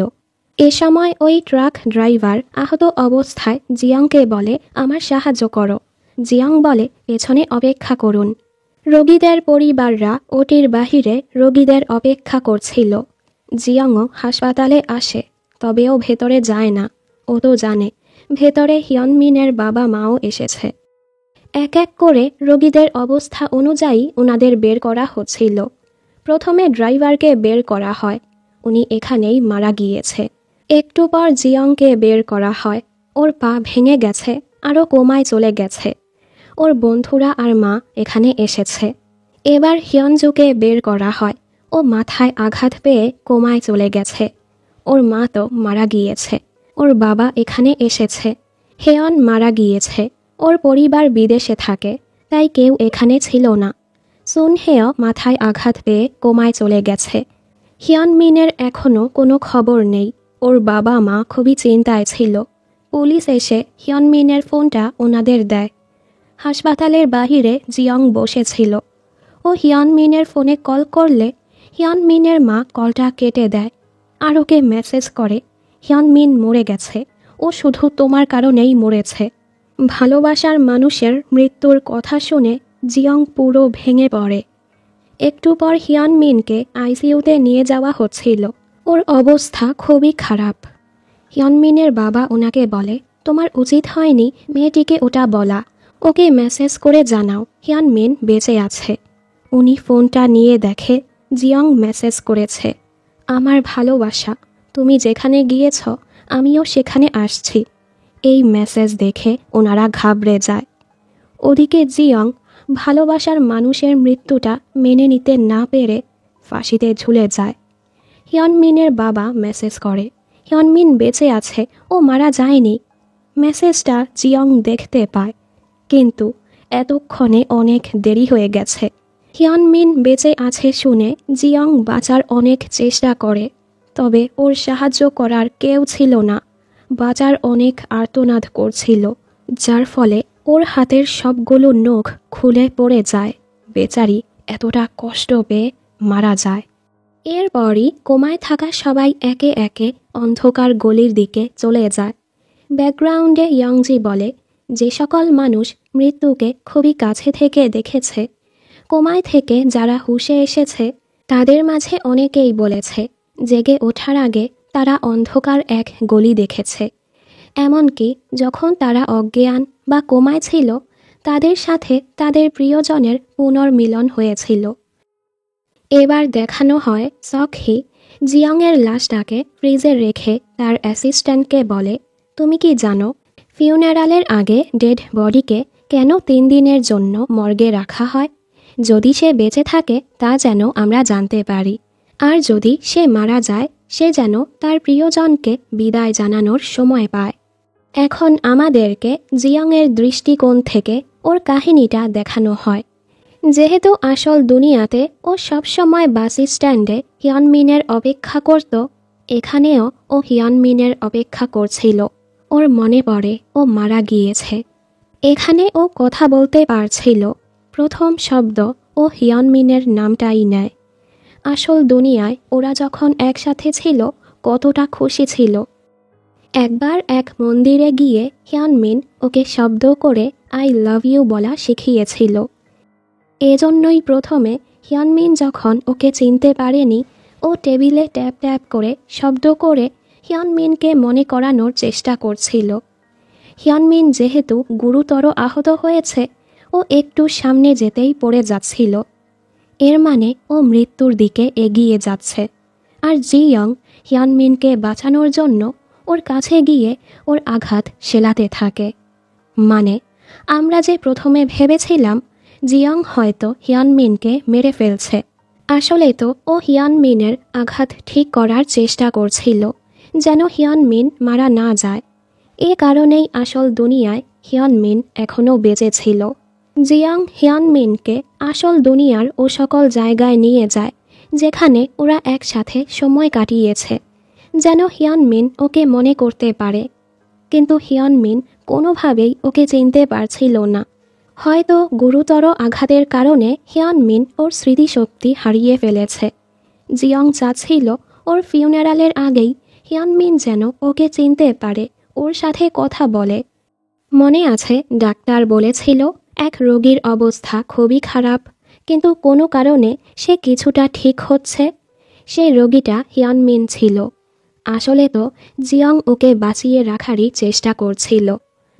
আসল দুনিয়ায় ওনারা যখন জিয়ংয়ের লাশটাকে ফিউনারালের জন্য নিতে যাচ্ছিল, ওনারা ফ্রিজারটা খুলতেই পারে না। সখি বলে, ওকে আরও 1 দিনের জন্য ছেড়ে দাও, ও এখনও ফিউনারালের জন্য প্রস্তুত না। ওদিকে সংশিক এখনও বৃষ্টির কারণে এখানেই অপেক্ষা করছিল। অনিয়ং বলে, তুমি হয়তো সবাইকে নিখুঁতভাবে পর্যবেক্ষণ করো। সংশিক বলে, আমি পুলিশ, আমার কাজই এটা। ওর নজর চকলেটের খোসার প্রজাপতির ওপরে পড়ে, যেগুলো হিয়নজু বানিয়েছিল। ও বলে, ওই বাচ্চাটা তোমার মেয়ে এমনটা তো মনে হয় না। অনিয়ং বলে, ও আমার মেয়ে না, এমনিতে আমার এক মেয়ে ছিল, তোমার কোনো বাচ্চা আছে? ও বলে হ্যাঁ, একজন ছিল, তবে মিসক্যারেজ হয়ে গেছে। বৃষ্টি থেমে গেছে, তাইও চলে যায়। ফ্ল্যাশব্যাকে দেখানো হয় সংশিক ওর ওয়াইফের সাথে ডিনার করছিল। ওর কাছে কল আসে। ওর ওয়াইফ বলে আবারও কাজে যাবে? সংশিক বলে হ্যাঁ, আমার কাজ মানুষের জীবন বাঁচানো, তাই এই কাজটা আমার পছন্দ। বর্তমানে সংশিক এখনও সাংহুনকে খুঁজছিল। স্কুটির শব্দের পিছু করে করে ও দৌড়িয়েই যাচ্ছিল। একটা সময় ও হিয়ানজুর স্কুলে চলে আসে। জানালায় ওই মেয়েটাকে দেখে ও উপরে যায়। ও লকারে ও সকল নাম দেখতে পায় যেগুলো ও আর ওর ওয়াইফ ওদের বাচ্চাদের জন্য ডিসাইড করেছিল। ফ্ল্যাশব্যাকে দেখানো হয় ওর ওয়াইফ ওকে জানাচ্ছিল ওনার মিসক্যারেজ হয়ে গেছে। ও সময়টাতে উনি হাসপাতালে একা ছিল আর সংশিক কাজে ব্যস্ত ছিল। এজন্য সংশিক ওনার কাছে মাফ চায়। এরপরই হয়তো ওর ওয়াইফ মারা গিয়েছে। এসব মনে করে ওর মনটা খুবই খারাপ হয়। এ সময় আবারও স্কুটির শব্দ শুনে ও দৌড়াতে থাকে। আবারও লাইট শপের সামনে দিয়ে যায়। ও যখনই টায়ার্ড হয়ে বসে পড়ে আবারও সেই স্কুটির শব্দ শুনতে পায় আর সেটার পিছু করতে থাকে। হিয়ানজু এখনও অন্ধকার দিয়ে যেতে ভয় পাচ্ছিল। ও দৌড়ে বাড়ির লিফটে উঠে। সেখানে হিয়নমিনও আসে। হিয়নমিনের শার্টে রক্ত দেখে হিয়ানজুর মনে হয় হিয়নমিনও স্ট্রেঞ্জার, তাই ও জলদি ঘরে যেতে থাকে। হিয়নমিন তো এখানেই থাকে। হিয়ানজু ভাবে এই লোক ওকে মারতে আসছে আর ভয়ে মাকে ডাকতে থাকে। হিয়নমিন ওর রুমের সামনে গিয়ে বলতে থাকে আমি এখানে কবে থেকে আসলাম। ওর মনে হচ্ছিল কিছু তো গড়বড় আছে, তবে সেটা মানতে পারছিল না। এর সাথে ওর পুরো শরীরটা বাঁকা তেরা হয়ে পড়ে যায়। হিয়ানজু অনেক ভয় পেয়ে যায়। তখনই জিয়ং এসে বলে ও আমার, রাস্তা থেকে সরো, এমনিতেই তাড়াতে আছি। হিয়ানজু জলদি রুমে ঢুকে পড়ে। ও লুকিয়ে লুকিয়ে দেখে জিয়ং হিয়নমিনকে সুটকেসে ঢুকাচ্ছে। আসলে তো জিয়ং হিয়নমিনকে বাঁচানোর চেষ্টা করছে। হিয়ানজু ভয়ে চিল্লাতেই যাচ্ছিল, মা এসে ওকে চুপ করিয়ে দেয়। বাহির থেকে জিয়ং বলে তোমাদের দুজন দুজনকে মনে আছে? তাহলে হিয়নমিন কেন আমাকে চিনতে পারছে না? কেন আমি তোমাদের থেকে আলাদা? ওর খুবই কষ্ট হচ্ছিল। হিয়নমিন কেন ওকে মনে করতে পারছে না? ও বুঝতে পারে না ও হিয়নমিনকে নিয়ে আর কোথায় যাবে। মা ইশারায় ওকে বলছিল ও কেন লাইট আনেনি। হিয়নজু রেগে চিল্লাতে থাকে আমার শব্দ শুনেও কেন দরজাটা খুলোনি? কেন আমার সাথে কথা বলছো না? ওই গলিতে যেতে আমার ভয় হয়, আমি আর লাইট আনতে যাব না। এসব বলে ও অনেক কাঁদছিল। জানি না ওই লাইট শপে এমন কি আছে যে কারণে মা চাচ্ছিল হিয়নজু সেখানে যাক। আসল দুনিয়ায় ইয়ংজি আজও ওই বৃদ্ধ মহিলাকে দেখতে পায়। ও মহিলাটির সাথে কথা বলে তার মন ভালো করার চেষ্টা করে। এরপর ও আইসিইউতে ফিরে দেখে জিয়ংয়ের আত্মা হিয়নমিনের কাছে বসে কেঁদেই যাচ্ছে। জিয়ং সেখানে গিয়ে বলে আমরা আমাদের সাধ্য মতো চেষ্টা করেছি, তবে সফল হচ্ছিলাম না। কিন্তু এমন কিছু আছে যেটা এখনও হিয়নমিনকে বাঁচিয়ে রাখছে। জিয়ংয়ের মনে পড়ে ও যখনই হিয়নমিনের আঘাত সেলায় তখনই হিয়নমিন কিছুটা সুস্থ হয়। তাইও আবারও হিয়নমিনকে সুস্থ করার কাজে লেগে পড়ে। এদিকে সুনহে এখনও বুঝতে পারছিল না কিভাবে এই ঘর থেকে বের হবে। তখনই ওই রুমের লাইটটা অন অফ হতে শুরু করে। সুনহে সেটার দিকে তাকিয়েছিল। এর সাথেই অ্যাক্সিডেন্টের আগের সকল স্মৃতি ওর মনে পড়ে যায়। এটাও মনে পড়ে অ্যাক্সিডেন্টের সময় হেয়ন ওকে বাঁচাতে কিভাবে জড়িয়েছিল, যার ফলে হেয়ন মারা গিয়েছে। এসব মনে করে ও অনেক কাঁদছিল। অ্যাক্সিডেন্টের আগে ও হেয়নের সাথে কতটা খারাপ আচরণ করেছে। সুনহে এটাও বুঝতে পারে ঘরে যে অশরীরীটা ঘুরছে সেটা আসলে হেয়ন। ওকে কাঁদতে দেখে হেয়ন ওকে জড়িয়ে ধরে। আসল দুনিয়ায় ইয়ংজি যখন কাজ শেষে সকালে বাড়ি যাচ্ছিল ও এক বাচ্চাকে দেখতে পায়। এটা ওই বাচ্চাটাই ছিল যাকে ওর দাদি বাসে তুলে দিয়েছিল। বাচ্চাটি জিয়ংয়ের বাস্কেটবল নিয়ে এসেছে। ও এটা জিয়ংকে দিতে বলে।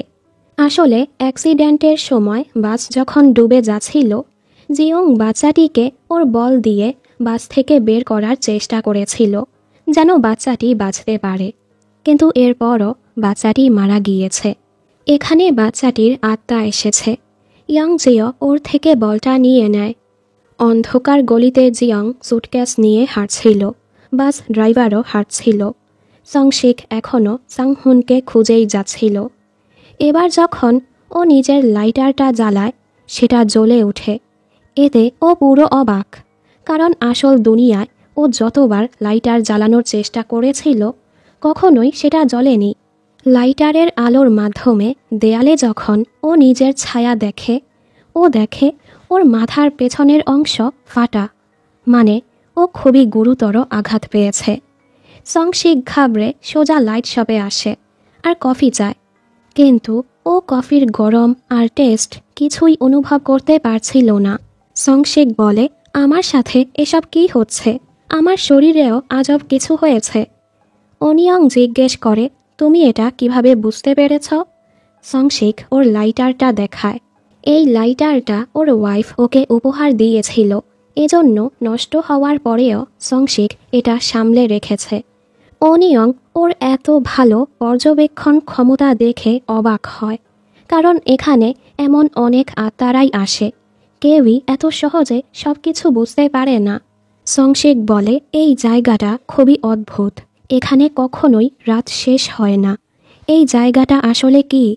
অনিয়ং বলে, আমিও একই প্রশ্ন করেছিলাম। এর সাথে ও নিজের চশমাটা খোলে। ওর চোখও বাঘের চোখের মতো ছিল, যেটা দেখে সংশিক অবাক। এবার অনিয়ং ওকে নিজের কাহিনী শোনাতে থাকে, যে ও কিভাবে এখানে আসলো। কাহিনীটা 40 থেকে 45 বছর আগে যায়। ভূমিকম্পের কারণে একটি বিল্ডিং পুরো ভেঙে গিয়েছে। অনেক মানুষ মারা গিয়েছে আর আহত হয়েছে। সেখানে অনিয়ং আর ওর মেয়েও আহত অবস্থায় পড়েছিল। ওর মেয়ের পায়ে বড় পিলার পড়েছে। ও অনেক চেষ্টা করেও মেয়েকে সেখান থেকে বের করতে পারে না। মেয়েটা ভয় পাচ্ছিল। অনিয়ং বলে, তুমি জেগে থাকো, তুমি তোমার ক্যান্ডিটা শেষ করো, ততক্ষণে আমি সাহায্য নিয়ে আসছি। এর সাথে ও সোজা সেই অন্ধকার গলিতে চলে আসে। ও চিল্লিয়ে চিল্লিয়ে সাহায্য চাচ্ছিল। লাইট শপে আলো দেখে সেখানে যায়। এ সময় এখানে অন্য এক মহিলা ছিল। অনিয়ং বলে, আমার মেয়ে চাপা পড়ে আছে, দয়া করে ওকে সাহায্য করুন। মহিলা বলে, এটা আমি পারবো না, আর এটা তোমারও কাজ না, তুমি এখান থেকে যাও। অনিয়ং বলে, আপনি এটা কি বলছেন? ও আমার মেয়ে, দয়া করে আমার মেয়েটার সাহায্য করুন। মহিলা বলে, আমি কোনো সাহায্য করতে পারবো না, ওর আসার হলে ও নিজেই এখানে আসবে। অনিয়ং রেগে একটি ল্যাম্প উঠিয়ে লাইটগুলো ভাঙতেই যাচ্ছিল। তখনই উনি চশমা খুললে এখানের সব কিছু ফ্রিজ হয়ে যায়।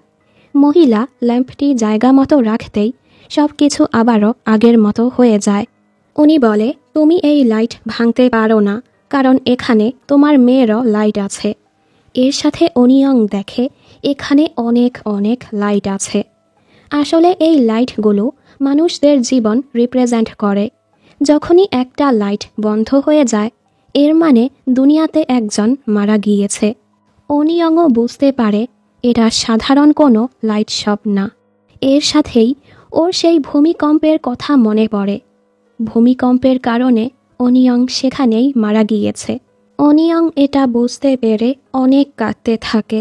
আমার মেয়েটা অন্ধকারে একা, ও নিশ্চয়ই অনেক ভয় পাচ্ছে, এই বলে ও আরও কাঁদছিল।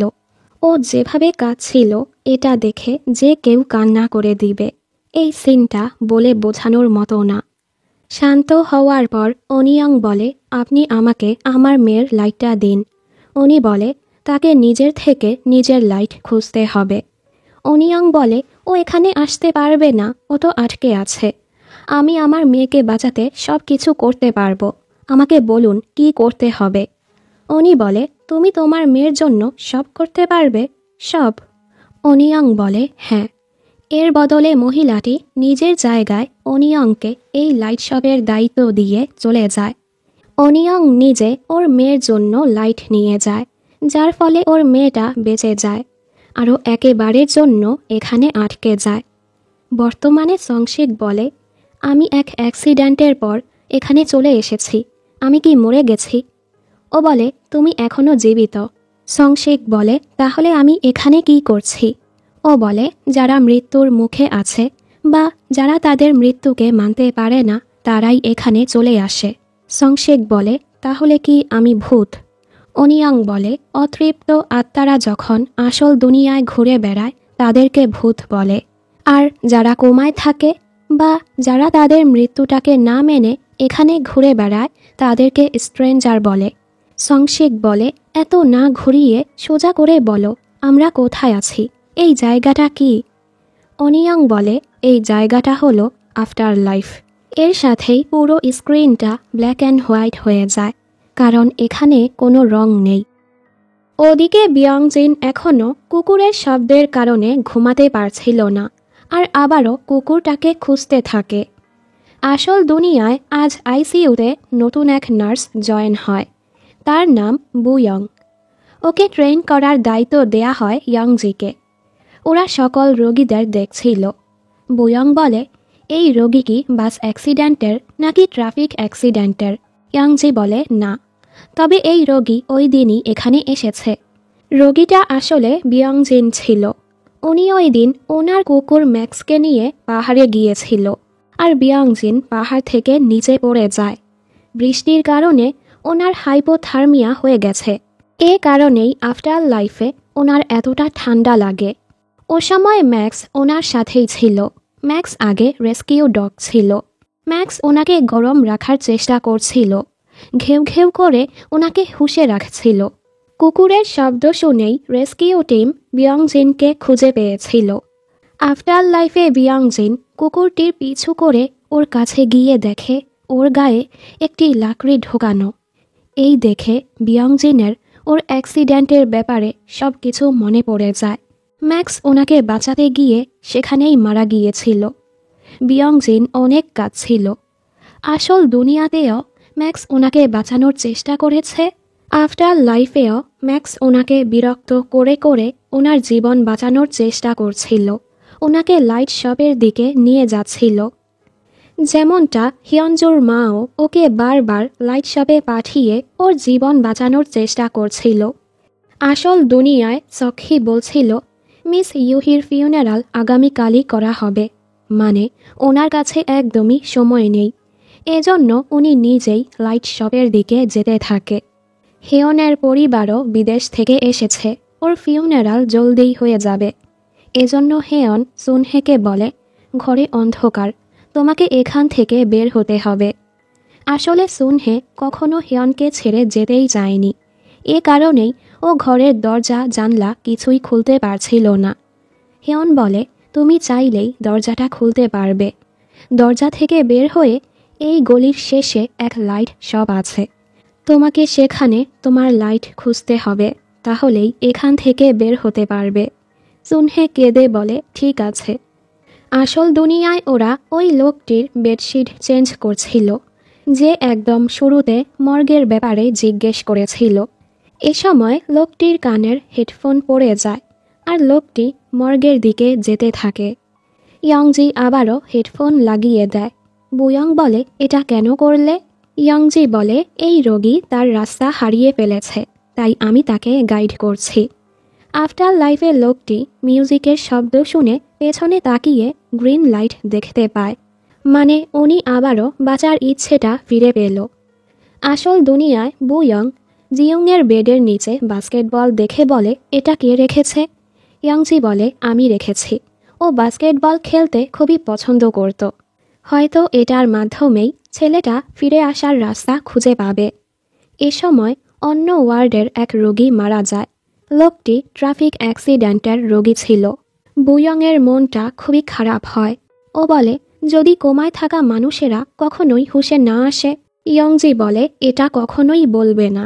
এই রোগীরা জীবন মৃত্যুর এমন এক জায়গায় আছে যেখানে ওনারা বুঝতে পারছে না ওনারা কোথায় যাবে।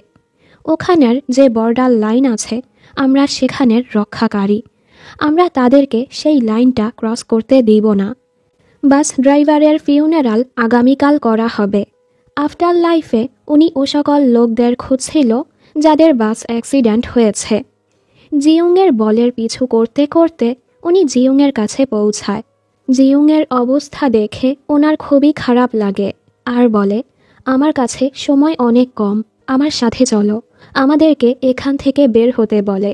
জিয়ং বলে, আমি অনেক চেষ্টা করেছি, এখান থেকে বের হওয়ার কোনো রাস্তাই নেই। উনি বলে, আমি তোমাকে বের করব, আর ওকে পিঠে করে লাইট শপের দিকে নিতে থাকে। এখানে সংশিক অনিয়ংকে বলে, তুমি আগেই আমাকে এসব কেন বলনি?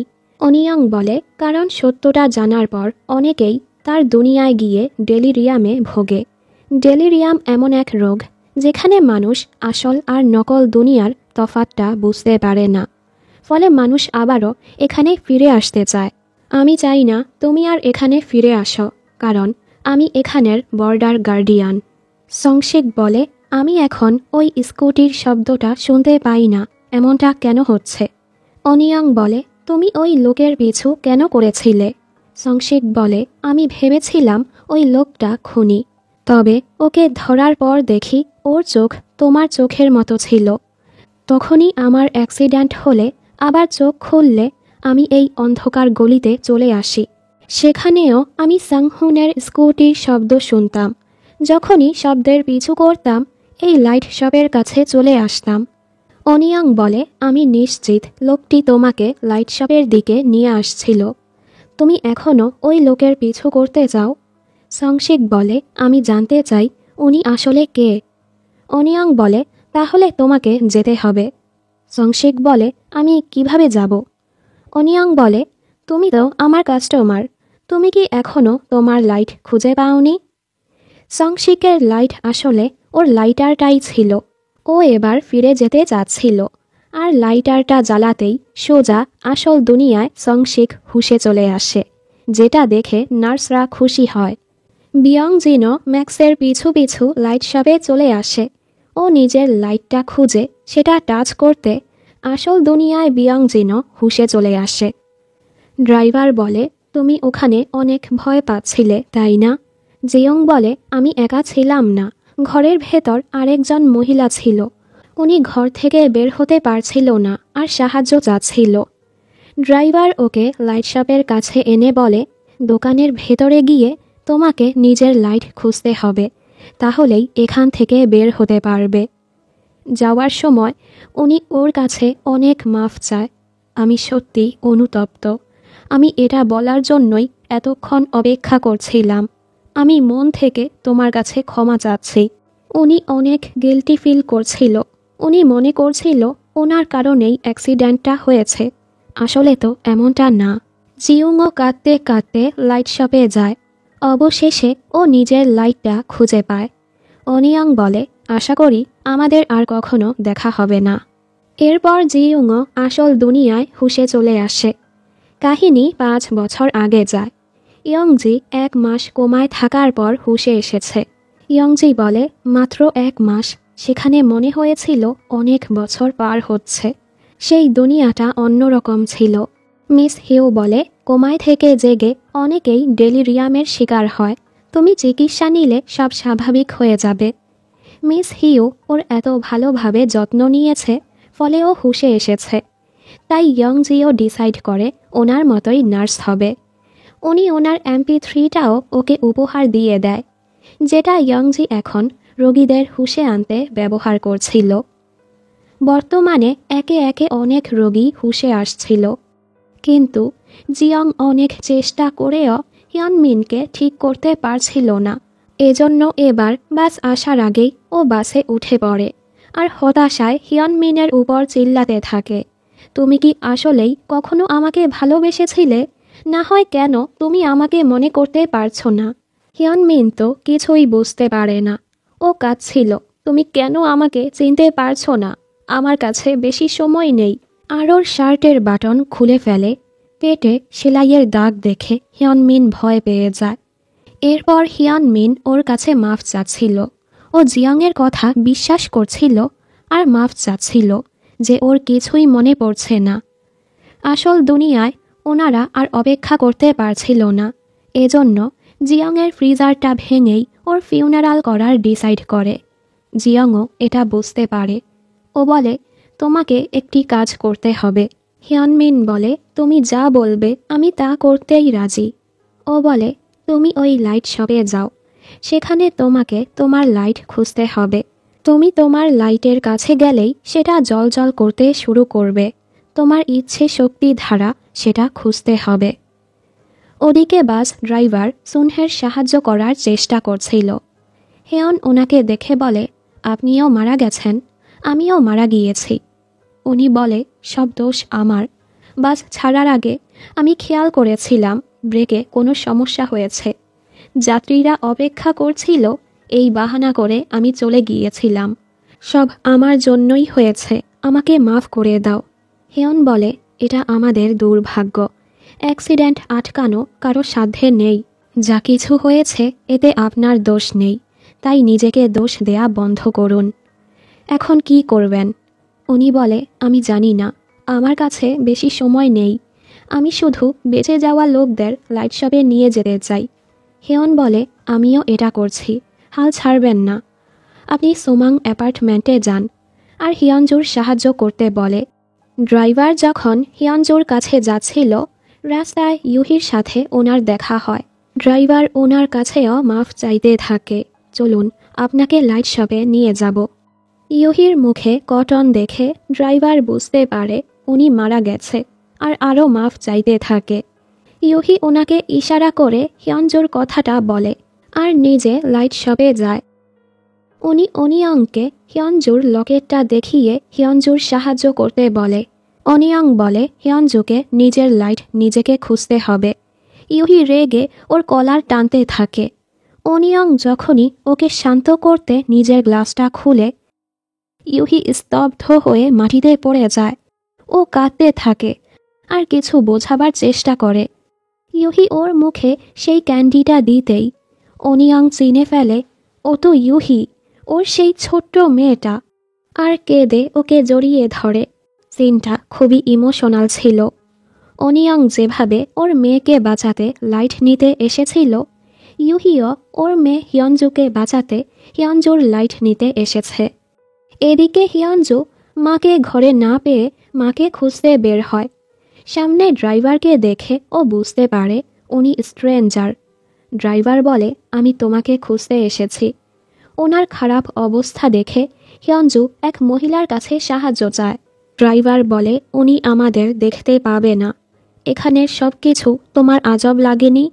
হিয়নজুরও মনে পড়ে এতদিন এখানে ও যেখানেই যেত কেউই ওকে খেয়াল করেনি, ওর সাথে কথাও বলেনি। এসব বুঝতে পেরে ওর নাক থেকে রক্ত পড়তে থাকে। ড্রাইভার ওর কাছেও মাফ চায়।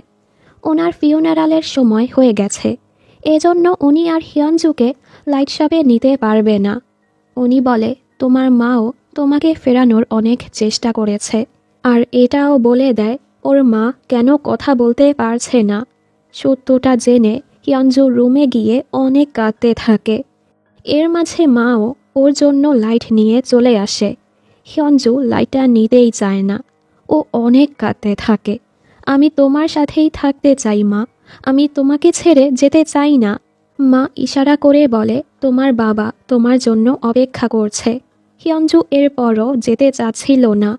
উনি জোর করে ওর হাতে লাইটটা দিয়ে দেয়, যার ফলে হিয়নজু আসল দুনিয়ায় চলে যায়, যেটা দেখে ড্রাইভারও স্বস্তি নিয়ে চোখ বন্ধ করে।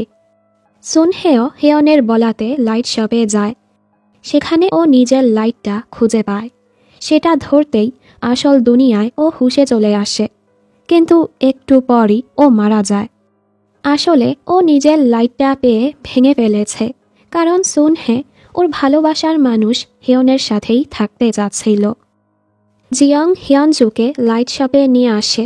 হিয়নমিনের কিছুই মনে পড়েনি, এরপরও ও সাথে থাকতে চাচ্ছিল। জিয়ং বলে, আমি তোমাকে ফলো করব, তোমাকে যেভাবেই হোক তোমার লাইট খুঁজতে হবে। ওর বলাতে হিয়নমিনও শপের ভেতরে যায়। ও কেমন যেন হন্তধন্ত হয়ে লাইটটা খুঁজছিল। অনিয়ং বলে, মনে হচ্ছে এটা তোমার ইচ্ছে না। মানে জিয়ংয়ের কারণেই হিয়নমিন ওর লাইট খুঁজে পায় আর আসল দুনিয়ায় ফিরে যায়। জিয়ং কাঁদতে থাকে যে ও আর কখনোই হিয়নমিনকে দেখতে পাবে না। বেচারির জন্য খুবই খারাপ লাগে। আসল জীবনেও ও কতটা কষ্ট পেয়েছে, এখানেও ওর কষ্টের শেষ হলো না। কাহিনী 3 মাস পরে যায়। আজ জিয়ং ডিসচার্জ হচ্ছিল। ইয়ংজি ওকে বিদায় দিতে এসেছে আর বলে, নিজের পায়ের খেয়াল রেখো, ডেলিরিয়ামের জন্য চিকিৎসা চালিয়ে যেও। ও জিয়ংকে লাইটওয়ালা জুতো উপহার দেয়, যেন ও আর রাতে হারিয়ে না যায়। আশা করি আমাদের আর দেখা হবে না। জিয়ং বলে, মনে হচ্ছে কথাটা আগেও শুনেছি। ইয়ংজি হেসে বলে, হ্যাঁ, সেই লোকটি বাহির থেকে রুড হলেও ভেতর থেকে খুবই দয়ালু। ও কিছুই বুঝতে পারে না। এর মানে ইয়ংজি যখন কোমায় থেকে আফটার লাইফে গিয়েছিল, সেখানের সব কিছুই ওর মনে আছে। ফ্ল্যাশব্যাকে দেখানো হয় ইয়ংজি মৃতদের কাছে গিয়ে হিন্ট দিয়েছিল, ওরা যদি ওদের প্রিয়জনদের সাহায্য করতে চায়, তাদেরকে লাইট শপে পৌঁছাতে হবে। ইয়ংজি খুশি ছিল যে ও মানুষকে বাঁচাতে সাহায্য করতে পারছিল। আফটার লাইফে আরও অনেকগুলো লাইট আসে, কারণ সম্প্রতি আরও বড় এক অ্যাক্সিডেন্ট হয়েছে। অনিয়ং বলে, কে জানে ওনারাও কি এখানে কিছু সময়ের জন্য থাকবে নাকি একেবারের জন্য থাকবে। এরপর আমরা সঙনকে দেখি। আফটার লাইফেও উনি দায়িত্বের সাথে বাস ড্রাইভারের কাজ করছিল। সুনহে আর হেয়ন একসাথে খুশি ছিল। আসল দুনিয়ায় হিয়নজু হুশে আসার পর এই প্রথম স্কুলে আসে। বাবা ওকে স্কুলে ছাড়তে আসে। হিয়নজু এখনও বুঝতে পারছিল না ও আসল দুনিয়ায় আছে নাকি আফটার লাইফে। ক্লাসের সবাই ওর সাথে ভালো আচরণ করছিল, তবে হিয়নজু শরীর খারাপের বাহানা করে বাহিরে চলে আসে। ও যখন ট্যাপ ছেড়ে ঠান্ডা পানি অনুভব করে, দেন ও বুঝতে পারে ও আসল দুনিয়ায় আছে। আসলে হিয়নজু কোমা থেকে হুশে এসে ডেলিরিয়ামের চিকিৎসা নেয়নি, যেন মায়ের সাথে কাটানোর শেষ স্মৃতিটুকু ও ভুলে না যায়। আফটার লাইফে ইউহি এখন বাবার সাথেই লাইট শপে ছিল। অনিয়ং বলে, ক্যান্ডি খাবে? ইউহি বলে, তুমি এখনও আমাকে বাচ্চা ভাবো? ও বলে, তুমি সবসময় আমার কাছে বাচ্চাই থাকবে। দুজন একসাথে খুবই খুশি ছিল, আর ওদের সাথে ম্যাক্সও ছিল। আমাদের দেখানো হয় এখানে শুধু একটি লাইট শপ না, অনেকগুলো লাইট শপ আছে। হয়তো সেগুলো এলাকা অনুযায়ী বা অ্যাক্সিডেন্ট অনুযায়ী আলাদা করা ছিল। হিয়নজুও ওর মায়ের মৃত্যুটাকে মেনে নিয়েছে। এ সময় এখানে ও ওই আত্মাটাকে দেখতে পায়। ও বলে, তোমার ঠান্ডা লাগছে না? মেয়েটি হেসে বলে, তুমি একমাত্র আমার সাথে সুন্দর করে কথা বলো। হিয়নজু ওকে চিনতে পারে না, কারণ ও তো দূর থেকে আত্মাটির চেহারা দেখেনি। ও বলে, তোমার মনে নেই আমাদের দেখা হয়েছিল? জানলা দিয়ে তুমি আমাকে হাই বলেছিলে। একমাত্র তুমি আমাকে দেখতে পেতে। তুমি সেখান থেকে চলে যাওয়ার পর আমি আবারও একা হয়ে গেছি, তাই তোমার পিছু পিছু এখানে চলে এসেছি। অন্যদিকে সংশিক পুরোপুরি সুস্থ হওয়ার পর সাংহুনের রেস্টুরেন্টে আসে, যেটা এখন বন্ধ হয়ে গেছে। সংশিক বলে, আশেপাশের মানুষের থেকে শুনেছি এখানে এক ভূত থাকে, বের হয়ে আসো। সাংহুন ওকে দেখে খুশি হয়। সংশিক বলে, সরি, আমি তোমার ফিউনারালে যেতে পারিনি, ও সময় আমি কোমায় ছিলাম। আমরা জানতে পারি ওই রাতে সংশিক যখন সাংহুনকে ধরতে গিয়েছিল, তখনই সামনে থেকে এক ট্রাক চলে আসে। ও সময় সাংহুন সংশিককে বাঁচিয়ে নিয়েছে, ফলে উনি নিজেই মারা গিয়েছে। আর হ্যাঁ, ওনারা দুজনই ট্রাফিক অ্যাক্সিডেন্টের রোগী ছিল। সাংহুন কিছুদিন কোমায় থেকে মারা গিয়েছে। সংশিক বলে, সরি তোমাকে সন্দেহ করার জন্য, আর ধন্যবাদ আমাকে বাঁচানোর জন্য আর আমাকে লাইট শপে নিয়ে যাওয়ার জন্য। সাংহুন বলে, আমি তো শুধু আমার কাজ করেছি। সংশিক জিজ্ঞেস করে, তোমার কাজটা কি? সাংহুন বলে, যারা আফটার লাইফ থেকে আসল দুনিয়ায় চলে আসে তাদেরকে তাদের দুনিয়ায় পাঠাই। এর মানে সাংহুন ওই মেয়েটিকে মারেনি, ও তো মেয়েটির পিছু করছিল ওকে আফটার লাইফে পাঠানোর জন্য। সংশিক বলে, ওই বৃদ্ধের ব্যাপারটা? সাংহুন বলে, আমি ওনার সাহায্য করতে চাচ্ছিলাম। উনি ওনার শেষ দিনে ছিল। উনি অনেক দিন যাবৎ খাবার খায়নি, ঠিকমতো হাঁটতেও পারত না। এজন্যই সাংহুন বৃদ্ধের জন্য জাজাংমিয়ন নিয়ে গিয়েছিল, সাথে টিভির চ্যানেলটাও চেঞ্জ করেছিল, আর ওনার ছেলে নাতিদের সাথেও কথা বলিয়ে দিয়েছিল। এজন্যই মারা যাওয়ার সময় বৃদ্ধের মুখে হাসি ছিল। যাই হোক, সাংহুন এতদিন সংশিকের সাথে দেখা করার জন্যই অপেক্ষা করছিল। ও বলে, আমি তো মরে গেছি, আমাকে এখান থেকে যেতে হবে। তোমার চোখ সাধারণ মানুষের চোখের মতো না, তারা যেটা দেখতে পায় না তুমি সেটা দেখতে পাও। আমি তো আর আমার কাজ করতে পারবো না, তাই এখন থেকে এটা তোমার। মানে ও নিজের কাজটা সংশিককে দিয়ে যায়, যেটার মাধ্যমে সংশিক অনেক কেস সলভ করতে পারবে। সংশিকও খুশি খুশি কাজটা মেনে নেয়। সাংহুন আফটার লাইফে চলে যায়। ওদিকে ইয়ংজি হাসপাতালে আসলে একটা লোকের সাথে ওর দেখা হয়। আসলে ওই দিন বাস অ্যাক্সিডেন্টের সাথে এই ট্রাক ড্রাইভারের অ্যাক্সিডেন্ট হয়েছিল, আর উনি সেখানেই মারা গিয়েছে। ওনার আত্মা ইয়ংজিকে বলেছিল ওনাকে বাঁচাতে। ও সময় ইয়ংজি ব্যস্ত ছিল, আর উনি ভেবেছে ইয়ংজি ওনাকে সাহায্য না করায় উনি মারা গিয়েছে। এজন্য উনি রেগে ইয়ংজির উপর হামলা করতেই যাচ্ছিল। তখনই সংশিক এখানে চলে আসে ইয়ংজিকে বাঁচানোর জন্য। ও নিজের চোখ ব্যবহার করে আত্মাটিকে আফটার লাইফে পাঠিয়ে দেয়। অন্যদিকে হিয়ানমিন হুইল চেয়ারে ছিল। ও নিজের ডেলিরিয়ামের চিকিৎসার জন্য এসেছে। সবাই বলছে আমার একটা গার্লফ্রেন্ড ছিল, সে মারা গিয়েছে, তবে আমার কিছুই মনে পড়ছে না। হতাশায় ও চিল্লাচ্ছিল। ব্রিজে গিয়ে পুরনো ফোনে ও জিয়াংয়ের মেসেজ দেখে। এরপরও ওর কিছুই মনে পড়ে না। রেগে ও ফোনটাই ফেলে দেয়। কাহিনী 3 মাস আগে যায়, যখন জিয়ংকে ফিউনারালের জন্য তৈরি করা হচ্ছিল। জিয়ং কেঁদে বলে, হিয়নমিনের কেন আমাকে মনে নেই? ওই জায়গার লোকজন তাদের প্রিয়জনকে চিনতে পেরেছিল, কিন্তু আমাদের সাথেই এমনটা কেন হলো? আমি অনেক চেষ্টা করেও তাকে কিছুই মনে করাতে পারিনি। এর মানে ও কি কখনোই আমায় ভালোবাসেনি? সখী বলে, তুমি জলদি এমন জায়গায় চলে যাবে যেখানে তুমি কোনো কষ্টই অনুভব করবে না, সব কিছু ঠিক হয়ে যাবে। তবে জিয়ং এটা মানতেই পারছিল না। আমার খুবই কষ্ট হচ্ছে, আমি ওকে খুবই মিস করছি। বর্তমানে হিয়নমিন যখন বাড়ি আসে, ও ঘরের কোডটাই ভুলে যায়। মানে ও তো নিজের স্মৃতি হারিয়েছে, এর সাথে প্রতিদিনের জিনিসগুলোও মনে রাখতে পারছিল না। এ সময় এখানের লাইট অফ হয়ে যায়। ও যখনই লাইট অন করতে হাত ওপরে তোলে, ওর মনে পড়ে ও হয়তো আগেও এমনটা করেছে। ব্যাকগ্রাউন্ডে জিয়ং বলছিল, আমি চাই হিয়নমিন আমাকে মনে করুক, আমার নাম ধরে ডাকুক, আমি ওকে ফলো করব। যখনই এখানের লাইট অন হয়, হিয়নমিন দেখে ওর হাতে জিয়ং ঝুলে আছে, যেটা খুবই ভয়ঙ্কর ছিল। এর মানে জিয়ং অতৃপ্ত আত্মা হয়ে এখানে চলে এসেছে। ও ভূত হয়েও হিয়নমিনকে ওর ব্যাপারে মনে করানোর চেষ্টা করবে। পরের সিনে দেখি সংশিক এখন ওই মেয়েটার কেস সমাধান করে ফেলেছে। এ সময় অফিসে একটি মেয়ে আসে। এখানে বলে দেই, তোমাদের মুভিং সিরিজের কথা মনে আছে? এই ড্রামাটা আর মুভিং ড্রামাটার রাইটার একজনই। উনি এই ড্রামার সাথে মুভিং ড্রামা যুক্ত করেছে। সংশিক জিজ্ঞেস করে কি হয়েছে। গিউল বলে, কিছুদিন আগে জঙ্গন হাই স্কুলটা ধসে পড়েছে। আমাকে বলা হয়েছে সেই অ্যাক্সিডেন্টের ব্যাপারে রিটার্ন রিপোর্ট বানাতে। সংশিক জিজ্ঞেস করে, রিটার্ন রিপোর্ট কেন? তদন্ত করা হবে না? উনি বলে, উপর মহলের লোকরা কেসটা বন্ধ করে দিয়েছে। সংশিকের কাছে ব্যাপারটা আজব লাগে। ও বলে, এই মেয়েটা এখানে কি করছে? গিউল বলে, ও সাক্ষী দিতে এসেছে। স্কুলের অ্যাক্সিডেন্টের রাতে ও সেখানেই ছিল। সংশিক জিজ্ঞেস করে, ব্যথা পেয়েছ তুমি? মেয়েটি আর কেউ না, হিসু ছিল।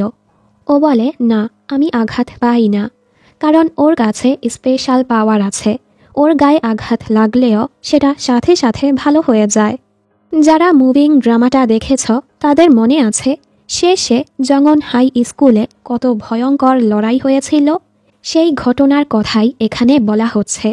যাই হোক, রাতের বেলা সংশিক এক অ্যাপার্টমেন্টে যাচ্ছিল। শুনেছে এখানে নাকি ভূত থাকে। তখনই ইয়ং তাক নামের একটা ছেলে সেই বিল্ডিংয়ে যাচ্ছিল। সংশিক ওকে সেখানে যেতে নিষেধ করে। কথায় কথায় আমরা বুঝতে পারি ইয়ং তাকও ভূতদের দেখতে পায়, আর চুটকি বাজিয়ে সেটার নমুনাও দেখায়। হয়তো ও সময় থামিয়ে ভূতদের দেখতে পায়। মনে আছে, মুভিং ড্রামাতে আমাদের দেখানো হয়েছিল একটা ছেলে সময় থামাতে পারে, কিন্তু তার চেহারা দেখানো হয়নি। হয়তো ইয়ং তাকি সেই ছেলেটা। আর এখানেই ড্রামাটি শেষ হয়ে যায়। শোনা যাচ্ছে 2026 সালে মুভিং ড্রামাটির সিজন 2 আসবে। হয়তো সেখানে আমরা লাইট শপ ড্রামাটি আর মুভিং ড্রামাটির কানেকশন দেখতে পাব, যেখানে সকল স্পেশাল পাওয়ারের লোকদের দেখানো হবে। আমি যেটুকু বুঝেছি সেটুকুই বললাম। তোমাদের কোনো প্রশ্ন থাকলে জিজ্ঞেস করতে পারো, আর অবশ্যই কমেন্ট করে জানিও ড্রামাটি কেমন লেগেছে।